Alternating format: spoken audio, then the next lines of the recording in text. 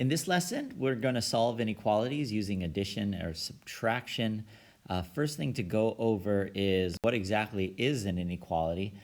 Basically, an inequality compares two values, and there's going to be four basic signs that we're looking at.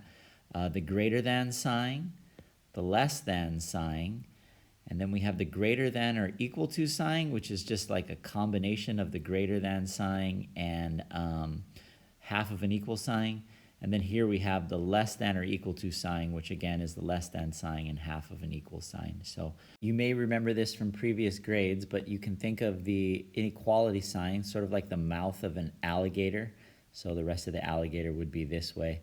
And the alligator is always going to eat the bigger number. So the larger number when you're comparing the values or letter or variable is going to be on this side of an inequality sign. Example 1, you can go ahead and read the problem on the screen and pause the video right now.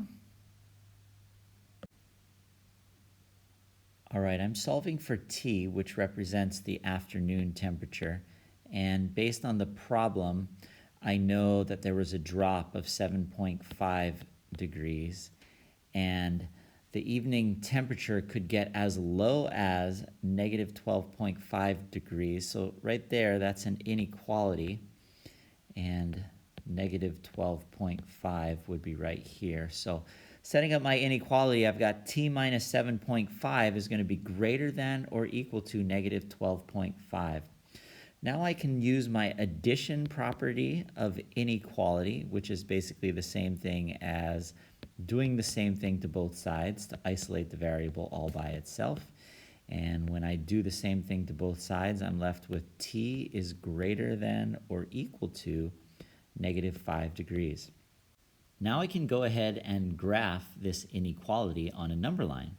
So taking a look at this number line below, the point negative 5 right here represents the fact that t could be equal to negative 5. Now notice how the line in blue moves to the right on the number line, and this represents the fact that t could also be greater than 5. So knowing that t is possibly greater than or equal to negative 5, this point and this line represent all the values that are greater than or equal to negative 5. And of course this line would go on indefinitely. Go ahead and read example 2. You can pause the video now. To solve this inequality, I have to use the addition property of inequality again, which means I'm going to be adding the same thing to both sides.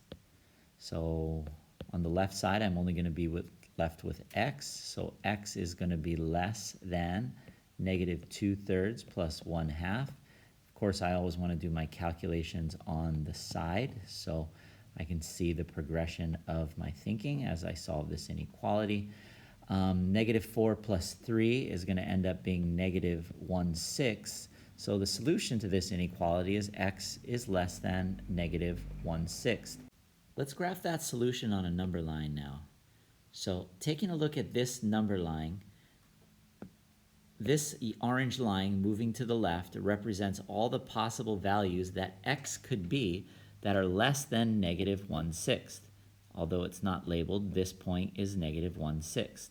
So x could be anything along this number line, and of course the number line goes on indefinitely in the negative direction. Now compare this point with our previous example and notice the negative 1/6 is not filled in. It's an open circle. The reason why the circle is open is because x cannot equal negative 1/6. According to my inequality solution, x has to be less than negative 1/6. That's why we leave it open, because it cannot be equal to negative 1/6.